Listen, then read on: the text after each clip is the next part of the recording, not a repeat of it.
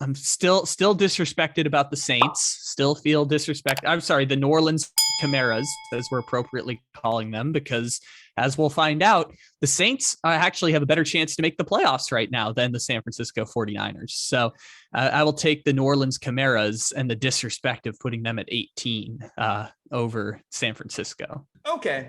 I think this is actually a transition into some game previews here, because I do want to kind of like talk a little bit on the Saints here. So let's go into their game, because that is actually going to be on our list. So the Saints in week 18 will be facing the Atlanta Falcons. And you ask, why do you have them at 18? Why don't you trust the New Orleans Alvin Kamara's, as you're calling them? As you, a proud member of the New Orleans Illumisante, vouch for them so frequently on our podcast. The reason I don't trust them is because this is an offense that hadn't scored a touchdown in 11 quarters. I don't think they're the New Orleans Alvin Kamara's. I actually think they're the New Orleans Marshawn Lattimore's. They're the New Orleans Marcus Davenport's. They're the New Orleans Cam Jordans. This is a defense-first led team that if they just had something at the quarterback position, they would be so much better off for it. And this is why, I have them firmly in the Jimmy Garoppolo sweepstakes. I have them in the Russell Wilson sweepstakes. I have them just in the competent quarterback sweepstakes. And, you look at early on in the season when they had Jameis there, one of my theories for why Jameis and the offense seemed like it was kind of boring was I thought it was just fighting against itself, because it was almost Sean Payton just trying to limit Jameis Winston's opportunity to fuck things up as much as possible. And now at this point of the season, he doesn't even have that option on the table, because Taysom Hill, Ian Book, this just mishmash of quarterbacks. I forgot Trevor Siemian in there. It's just been so detrimental to their offense that if they do make it in the playoffs, kudos to them.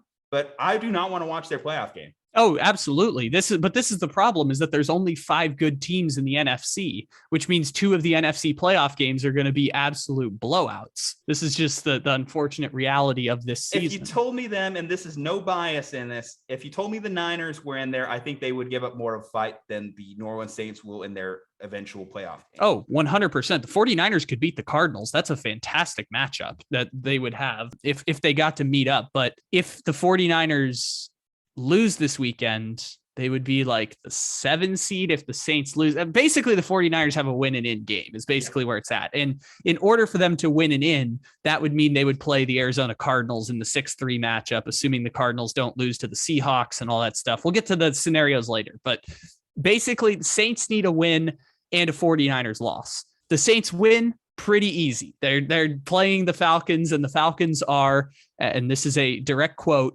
from me the entire season, ass. They are really bad at football. They happen to win 7 games this year because they were really lucky in 1-possession games, including the first time they played the Saints, where Matt Ryan threw a Hail Mary down the sidelines to set up a game-winning field goal. Falcons are terrible at football, and the Saints are going to win this game unless the Saints offense just totally does stupid shit and takes them out of the game, which is basically the same thing the Colts are doing this weekend against the Jaguars, is just don't do stupid shit. We're going to go to the playoffs. And the Saints are probably going to win that. The reason I've been calling them the New Orleans Chimeras, and I wish they had like a car or something to describe the Chimera or something. I know it's Camaro, but that'd be a cool logo. The reason I've been saying that all season is they need like 35 carries from Alvin Kamara in that playoff game that they're going to inevitably play against like the Rams or some shit. They're going to need a lot of Alvin Kamara just to have a chance to be within 14 points. Because like you said, the Saints are probably the 18th best team in the NFL. You're probably correct in the power ranking analysis. And yet, even still, they're going to maybe make the playoffs. And if it were up to me, if it were my choice, the 49ers and Saints would both be in the playoffs and we could get the shitty Eagles out of here. But the Eagles have already clinched a playoff spot. So we're going to have to deal with the Eagles getting blown out by Tampa or getting blown out by the Rams. And we can enjoy either the Saints or the 49ers. If it were my pick, I would pick the Saints. But once we get to the 49ers game, we'll talk about the intrigue now because of Trey Lance entering the conversation for San Francisco. But I would still take the New Orleans Chimeras because I've been on that hype train for the past 4 weeks of in the bottomless pit of hell that is the NFC 7th seed. At least the Saints would be somewhat entertaining to watch in the playoffs. disagree. I even like the Eagles more from an entertainment standpoint than the Saints. I have watched the Saints the last 3 weeks. I have no joy to be found in these games. They shut out Tom Brady, though. Joy. Yes. And they also, for their troubles, had 3 field goals. A 9-0 game. What is this, the 1950s? That game was fun. I don't care what anyone says. That game was fun.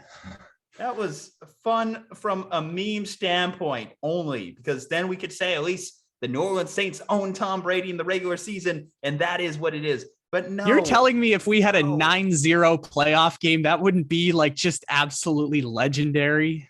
If it was baseball, if this was October baseball. But no, I do not want to see it. And I can't even make the teams joke because New Orleans doesn't have an MLB team, and they probably shouldn't even have an NBA team, and they shouldn't have an NFL playoff team this season. That is why, you know what? Screw it. I'm 2 games behind you in this pick 'em now. I picked up ground.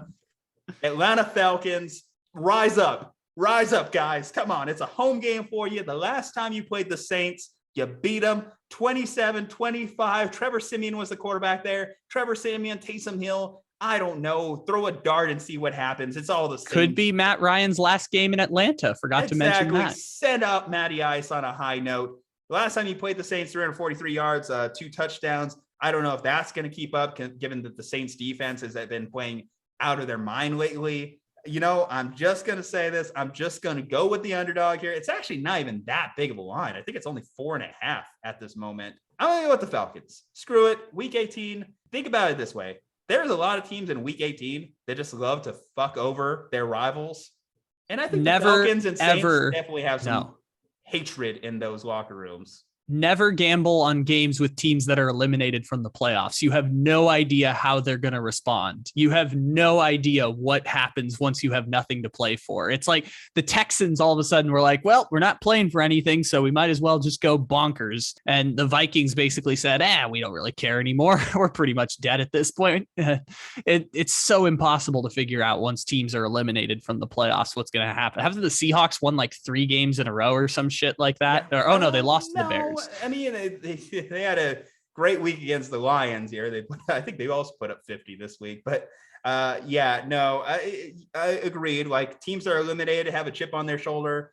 They love to screw over these teams that they know can make it, especially in the Saints Falcons. I know it's not much of a rivalry anymore, at least to us, the mainstream audience here of football. But if you go into those NFC South conversations, these 2 teams have a lot of hate for each other. Obviously, the Mercedes arguments, too, of years past between sharing stadium names practically.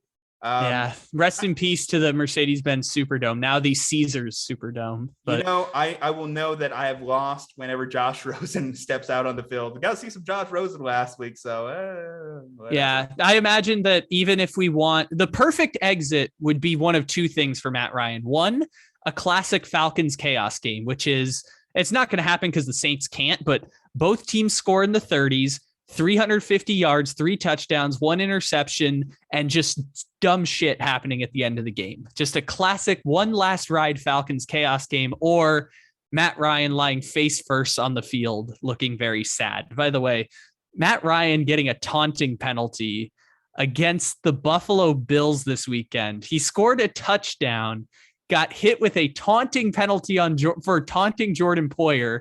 Then they marked the ball down at the 1 on replay, 15-yard penalty. And Matt Ryan's like, do you know how hard it is to get 15 yards with this crappy offense? Do you know how difficult it is to get 15 yards?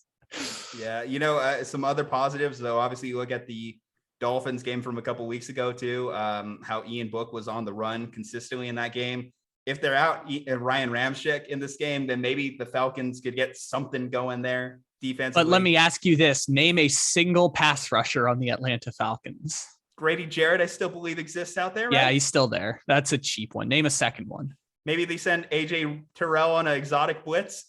Can you name a third defensive player on the Falcons? Deion Jones. I think Deion Jones is still there. Yes, he is still there. The answer I was looking for is Dante Fowler. He's still collecting $16 million a year paychecks for that 1 year he played next to Aaron Donald. Hey, don't disrespect the former number 3 overall pick oodles of potential there that we've talked about every year since he's been drafted. It was accessed. That oodles of potential was accessed only when you put him right next to Aaron Donald for a season. Yeah, Dante Fowler wishes that he was like Marcus Davenport. Talk about just potential that just was unlocked. I think the Saints are happy there. Davenport's also on their injury report here too, so that could also be a big loss for them. But yes, Falcons chaos game. Give it to me. Just week 18. Send me off on a positive note. Light me up, baby. Let's go.